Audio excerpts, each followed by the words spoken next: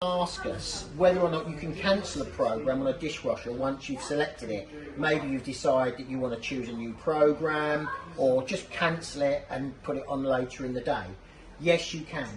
Once you've started the machine, you've switched on, you've selected a program and you press start, it will begin with that cycle. And it might be a 2-hour cycle or an hour and a half cycle. But simply somewhere on the machine, either usually on the on-off button or on the start button, it will say cancel 3 seconds. So you hold the button in for your 1, 2, 3, maybe even 4, and the machine will go back to 01. At that point, it will pump out the water that's in there and reset the machine for you to go back in, switch on, reselect the program you want at the appropriate time, and then press start.